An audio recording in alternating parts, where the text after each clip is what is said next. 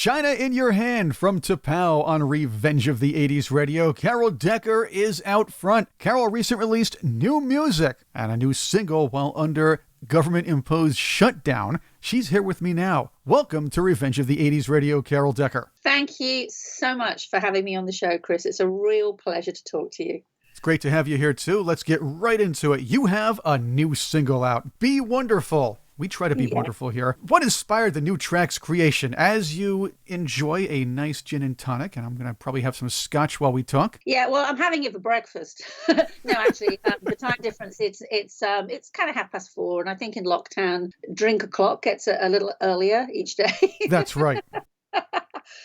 Okay, so the inspiration for Be Wonderful was just taking all the great things in life and just being yourself. So the lyrics are all like, be loud, be quiet, be right, be wrong, be this, be that, be wonderful, because we are all a collection of good and bad and ups and downs, aren't we? So it's just be yourself, be wonderful.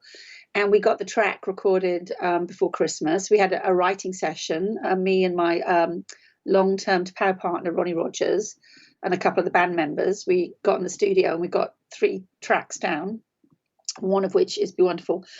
And we were going to release it anyway. And then, of course, Corona sort of stopped everybody in their tracks. So Ronnie called me and said, look, do a video anyway, do a lockdown video. Nobody can leave the house. So everybody has to do everything at home. So fortunately for me, my 2 kids did a little college course in creative media production. So they know how to storyboard and film and edit and do all the special effects. And so they did the video for us. And so I have a great lockdown video. And if any of the listeners want to go and check that out, if you go onto YouTube and put in Tapao official channel, just write that in, and then it'll pop up and you'll see Be Wonderful at the top. And underneath you should see Run, which is another great single we put out last summer. So everybody can have a look at some new stuff. And it'll cheer you up, especially if we're all still having to do as we're told, under house arrest. Carol, that's convenient. You have a built-in, in-house video crew. I do. And they're kind of grumpy, though. They're hard to motivate.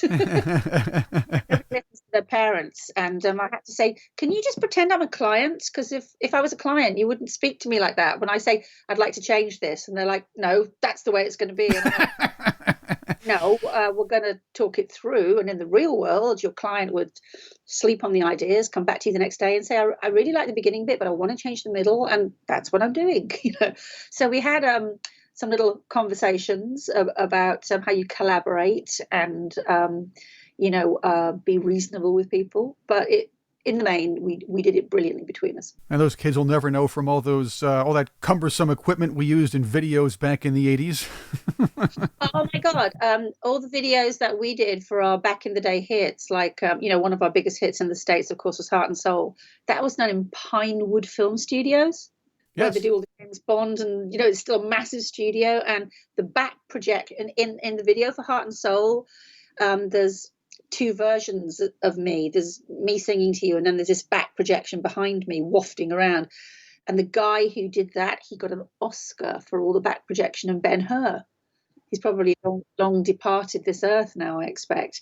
But yeah, you're right. They were mini movies. You were on a movie set when you did a video back in those days. Carol Decker of Tapao is with me on Revenge of the 80s Radio. On the video for Be Wonderful, it's fun in a lot of ways. I'm quite the fan of your menu selection, first off. Watching television on the couch, I've always liked Pringles chips. Pringles chips are neat and definitely not greasy.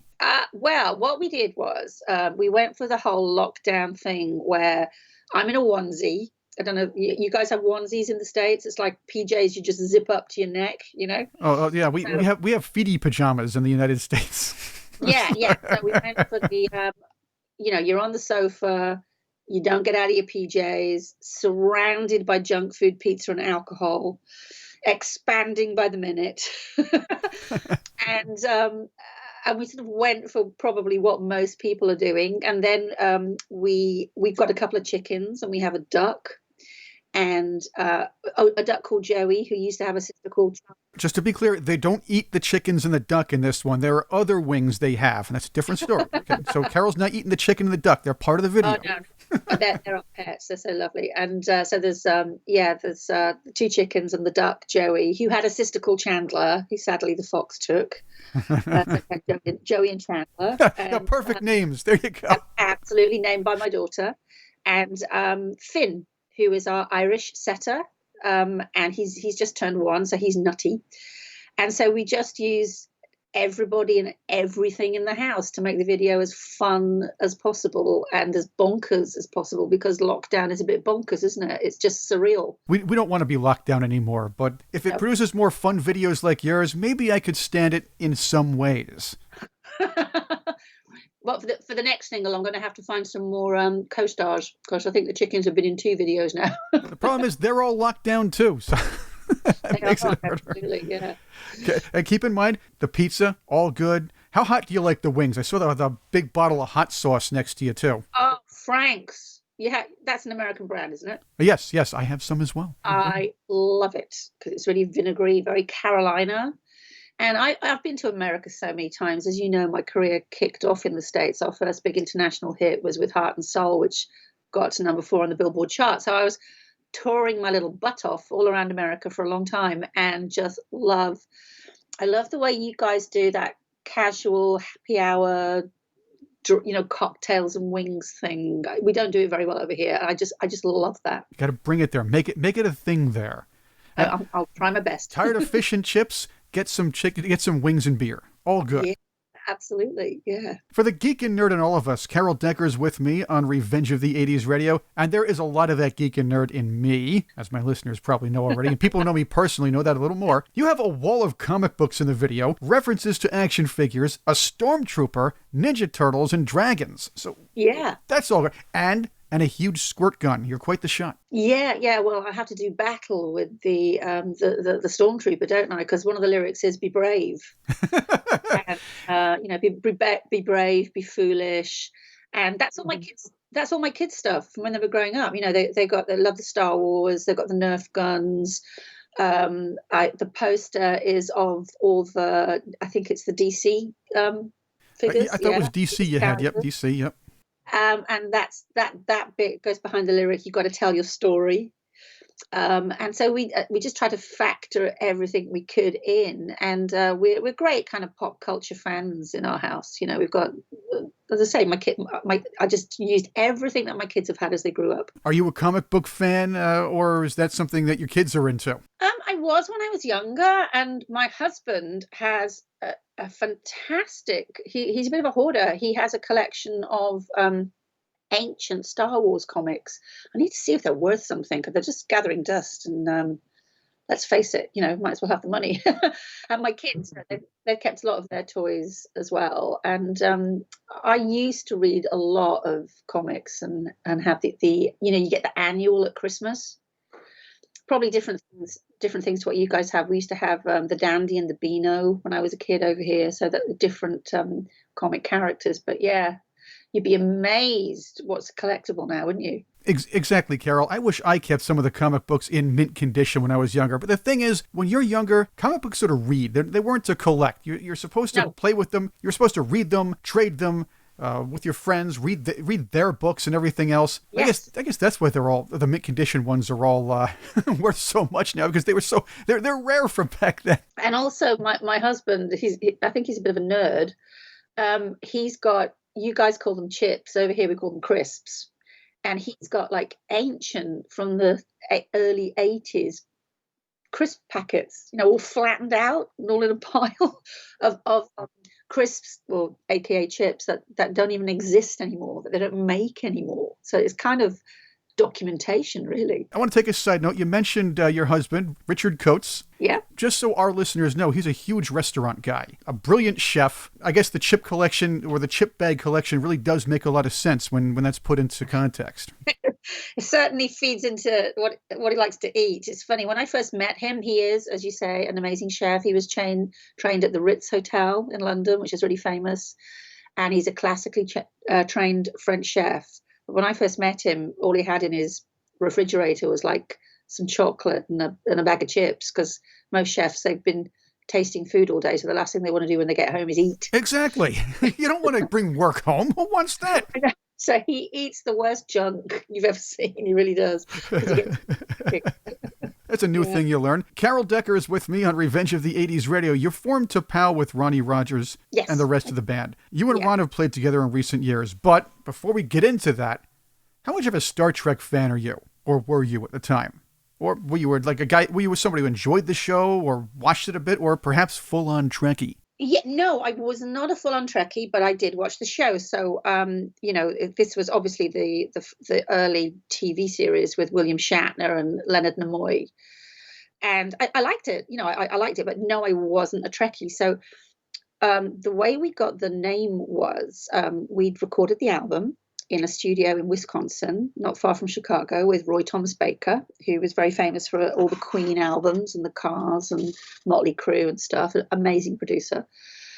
And the album was due for release. We'd done the cover shot, we'd done a lot of promotional preparation, and we didn't have a name because we couldn't agree on one. And if you say a band name enough times, they all sound stupid after 10 minutes, So I'm pottering about in my flat, and the TV was burbling away in the corner, and Star Trek was on, and I just kept hearing this blah blah blah blah blah, T'Pau, no no no no, T'Pau. I thought that's an interesting word, so I faced the TV and watched it for a second, and she was a Vulcan high priestess, intergalactic counselor, and I think possibly Mr. Spock's paternal grandmother. There was some kind of relation there. And I really liked the word. It was snappy, onomatopoeic, and I put it to the band. And the way I always tell the story is it's the name they hated the least. So I said, okay, well, if you can't come up with something else, then we are T'Pau, and that's the end of it, because the album's coming out in a month. So suck it up, And that was it. It's a good thing you weren't watching Lost in Space at the time. Because the name of the band might have been Bubble-Headed Boobies or Nickel-Plated Nincompoops or Tin-Plated Tintinabulations. Or even Klingon, which would have been terrible. Oh, no, that wouldn't be very good. But anyway, I didn't realize how big Star Trek was in the States until I came to America to promote the album. And people assumed I was a Trekkie, and it kind of took over the music. And for a while that bugged me, because it made me feel like we were sort of some kind of freak show as opposed to a proper band. And I remember I was in a hotel in New York doing a press junket where, you're in a room for 3 hours and all the press comes to you, and you do like 15-minute interviews, one after the other. And this one guy came in and he just opened his briefcase, silently took out a pair of very pointy plastic ears, put them on, closed his briefcase, clicked his recorder, and started to interview me, making no reference to his Vulcan ears. He just interviewed. Then we finished, and I made no reference. Then we finished the interview, and he opened his briefcase, put his ears away and his recorder away, thanked me, and left. And it was just bizarre. It was like a religion, It's like that here. It is. Yeah. So I didn't realize how big it was. And then Roy Thomas Baker got me a signed picture from Leonard Nimoy of him in the Mr. Spock uniform. And he wrote, to T'Pau, live long and prosper. Best regards, Leonard Nimoy. And I had it just beside my bed in my home in London for the longest time. And I hadn't gotten around to framing it.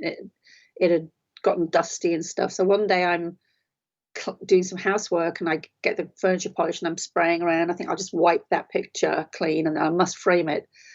And what I didn't know was he hadn't used permanent marker. So I just wiped the inscription off. And so then I just had a picture of Leonard Nimoy. Oh, no. Because he'd done it in like a Sharpie, but it wasn't a Sharpie. Oh, so the erasable markers. And it had left no indentation. If he'd have done it in a biro, I could have at least gone over the dent in the picture and read, you know what I'm saying? So, so ruined my signed picture of Leonard Nimoy. But sorry, go on, yeah. Carol Decker is with me on Revenge of the 80s Radio. Straight ahead, let's talk more about T'Pau and some new stuff you're working on as we speak. One Heart from 1995. That's by Carol Decker. It's a special track for the British Rugby League centenary, or centennial, if you will. It was. I can't claim to have written it. I didn't. It was written by a couple of guys, and they approached me to be the voice. And I was very privileged. And we went to the very famous Wembley Stadium. And I opened the show singing that, followed by one of our really, really big bands over here called Status Quo. And then finally headlining in a white silver ghost Rolls Royce was Miss Diana Ross. She was the finale act. So that was quite a day for me. Carol Decker is with me on Revenge of the 80s Radio. Going back to your early success with T'Pau, it came with some chart climbers and the international hit Heart and Soul. This, though, was after the track appeared in a jeans commercial, much like David Dundas's Jeans On from the 1970s. That's right. Well, Heart and Soul was always the standout track as far as the record company were concerned. And so they had big plans for it, to be the lead off from the album Bridge of Spies.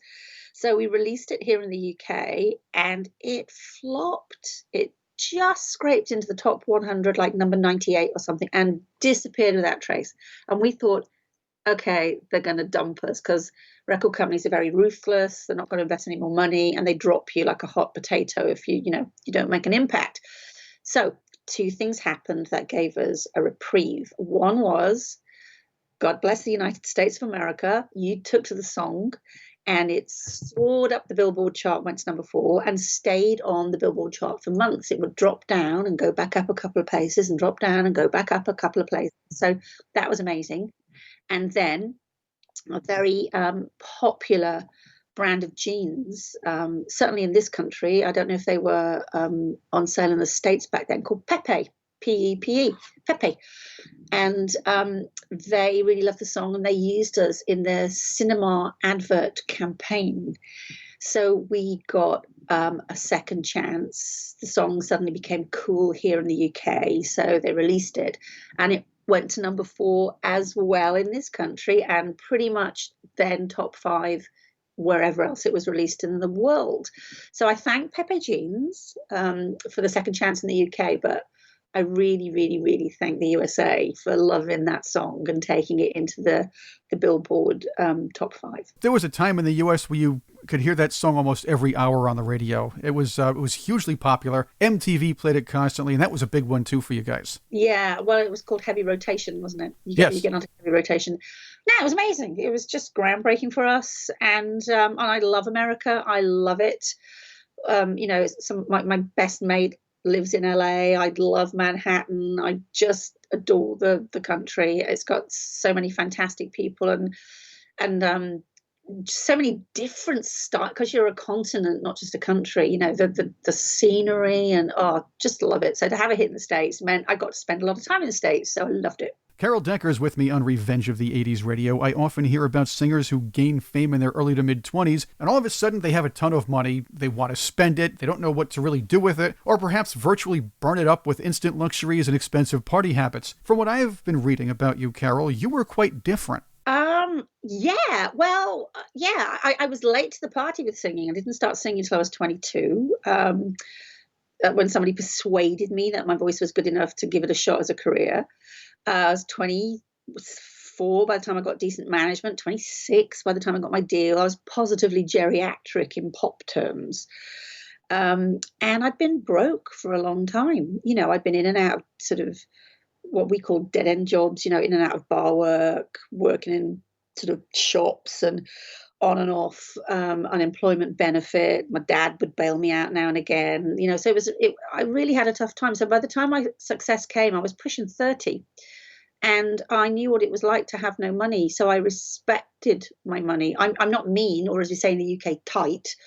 I'll be the one, I'll get everyone dinner, I'll get all the drinks in, blah, blah, blah. But I won't go out and buy a car that I can't afford or a private jet or something silly when I was young. I still live within my means because I always thought someone was going to come and take it away because the music business is fickle and a career in the music business can be short-lived. So, yeah, I wasn't extravagant, but I do like nice stuff. I do. Of course you're going to get the good stuff, but Obviously, it seemed you could handle the big windfall. You were able to kind of keep your head straight as far as the instant money is concerned. I know a lot of artists were able to do that, but you do hear some pretty horrible stories about athletes and artists that lose all their money after maybe some huge success for 5 to 10 years. Those are never good stories. No, they're not. And people have different reasons for doing that. Either they just can't get over it, and it's like party, hardy, hardy, or they may need to justify their celebrity and always look like they're running with the A-listers. You know what I mean? Spending that same amount of money. Look at me, I'm up here. And I was never like that about money or possessions. I like to be comfortable. I'm probably making myself sound really boring. No, you're a lot of fun. But I'm quite sensible. I'm quite a sensible girl, really. Carol, there was one little financial mistake you kind of made, or maybe you took a financial hit, if you will, when there was, I guess, a mishap buying a car. Yeah, okay, right. So this is when Ronnie and I were together on a personal level for a long time, as well as professional level. So Ronnie and I, we lived in North London, and we were driving through a nice part of London called Highgate, and on the street was this beautiful vintage car, just gorgeous. It was blue and silver, and it turned out to be a Citroen Light 15. So Citron, Citroen Light 15. Looked a bit like a Rolls Royce, old Rolls Royce, and it was just beautiful. And it had a for sale sign in it, and we were like, "Oh my God, that's gorgeous!" You know how much? And I don't know what it was. It was like £10,000 or something like that. And we thought, "Oh, let's bet." Yeah, so this was a bit of a pop star moment, I've got to say. We bought it, and we also had a second home out in Wales where we had a recording studio. So it's going to be great. We'll take that to the country, and it's going to be a lot of fun. And what we didn't know was you have to have permits and all sorts of things through customs and excise and import and stuff like that. And so when we went to get a license for the car and all the things, the documentation for the car, it turns out it was completely illegal. Stung for tons of money by the government, ended up to be the most expensive car. And then it was so big and it had no power steering. I couldn't maneuver it at all. And so if you were going to have an accident, you couldn't nip out of someone's way. So we sold it to a wedding company, because it was the perfect car for a bride. So we managed to get some money back for it, and hopefully it found a happy home, taking beautiful brides to their big day. That is some kind of story, but at least it had a semi-happy ending, and probably happy ending for some other people. Well, I hope so. And hopefully they're all divorced now in lockdown. Yeah, that's going to get up there, but that's a different story for a different day. You're also an actress, Carol. I've done a bit of acting. I've done West End, a little bit of telly, a little bit of independent films. I don't really push myself in that direction. I tend to wait for people to ask. So it's not the main focus of my career, but I did something last year which was brilliant, which was a comedy called Mandy on BBC. And we have a great comedy actress over here called Diane Morgan. She's really super cool, super hip. And she asked me to be in this 30-minute short that she directed and was starring in. And I had no big, stretch of my acting skills. I had to play myself.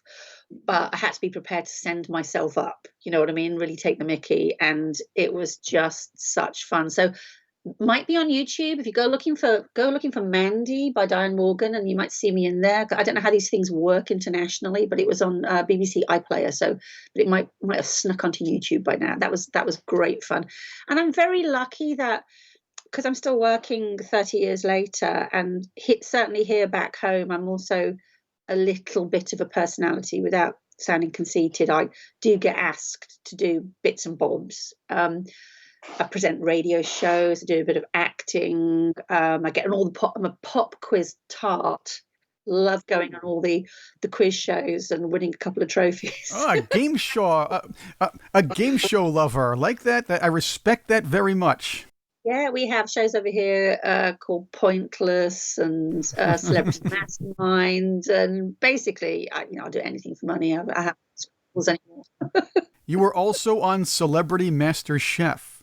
I was 2018, coached by my husband. You had an advantage over some of the others, didn't you? Well, no, Chris, you'd be surprised. I love good food, and I do have a good palate and good taste, and I know when things are right and when things are wrong. But I have been married to an incredible chef for 23 years. Why would I do anything in the kitchen? And so I managed not to kill the children, so they ate their fair amount of spaghetti bolognese and fish sticks and fries. I'm a base, and I can do a Sunday roast and roasted chicken. I can do basic stuff. So I got offered this show, and it's a very prestige show over here. And I went, yeah, sure, I'll do that. I signed up, and then I went, I don't know how to cook. And so Richard then, and I was actually at one point, I was in tears because I suddenly felt out of my comfort zone, and I felt the pressure, because it is quite a pressurized show. And I said to Richard, why didn't I pay more attention to what you've been doing? So he coached me, and I did really well, because if I just did what he said and followed the steps, and then that was good. But also, the one thing I will credit myself with, and my husband will too, is I do have a good palate. So I just know instinctively about seasoning and depth of flavor and stuff like that. Well, that helps. But where I came down, where I totally screwed up, was on the pudding. And Richard had designed a cheesecake for me, which you don't have to bake. So he said, this is so the next round is puddings. So I'm going to do a cheesecake. So you don't have to cook it or bake it. You put it in the fridge and set it. And I completely put in too many blueberries. So it turned into this sort of like purple vomit. Wait, hold on. You can never put too many blueberries in. Blueberries are the foundation for all good food. And cinnamon. Blueberries and cinnamon. Well, but if you put too many in a cheesecake, then the cheesecake won't set, because basically there's too much liquid in it. So I just misread in my panic, because the pressure got more intense, and so the cheesecake wouldn't set. So anybody who knows how to make a cheesecake will know what I'm talking about. So I put it in the freezer and then took it out, and it's wobbling like a jelly, and it just collapsed. And after my triumphs in the other two rounds, where I was the best, I got booted off the show for being the worst at puddings, and I just can't even look at cheesecake anymore. Carol Decker is with me. Carol Decker of Tapao on Revenge of the 80s Radio. Before we go on, I have to ask this. What is your personal favorite Richard Coates recipe? Oh, that's hard, because he's such an amazing chef. He really is amazing. I guess I could pick one of the ones he taught me, which was the cod wrapped in Parma ham with a pea puree and scallops and mussel broth. He's a fantastic seafood. Seafood's his thing. So that's one of the dishes I did in the show.